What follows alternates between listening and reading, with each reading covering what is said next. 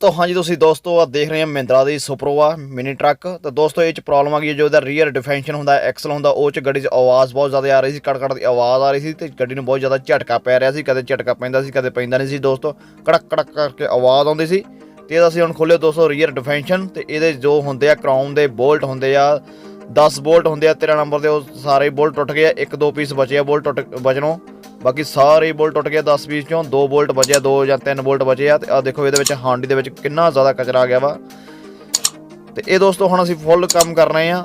तो ठीक है दोस्तों, अगर तुहानूं फुल वीडियो चाहिए तो तुसीं मैनूं कमेंट करके हुणे दस दो। ठीक है दोस्तों, तो मैं कोशिश करदा तुहानूं अगे फुल वीडियो बनाउण दी, डिटेल दे विच वीडियो बनावांगे। ठीक है दोस्तों, तो तुहानूं दिखाउने हुणे दा देखो पिनियन दा एक दंदा भी टुट चुका वा, सिर्फ कारण बोल्ट टुटण दा।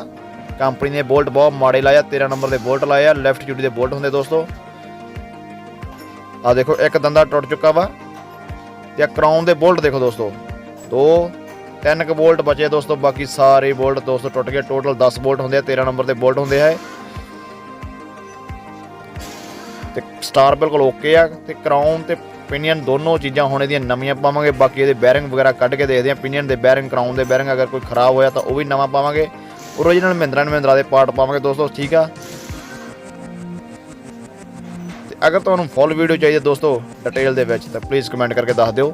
आ रहे बोल्ट दोस्तों, कचरा देखो बोल्टां दा देखो की हाल हो गया वा, कचरा ही कचरा हो गया बोल्टां दा। बोल्ट विच दंदियां दे विच आउंदे रहे, बोल्टां दा बुरा हाल हो गया वा, पूरी तरह रड़के गए आ।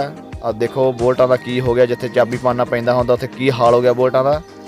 ये बड़ा अजीब केस होया ते कंपनी की गलती है। बहुत छोटे बोल्ट लाए आ, लैफ्ट ड्यूटी के बोल्ट होंगे, 13 नंबर के बोल्ट आ, 10 पीस बोल्ट आ दोस्तों।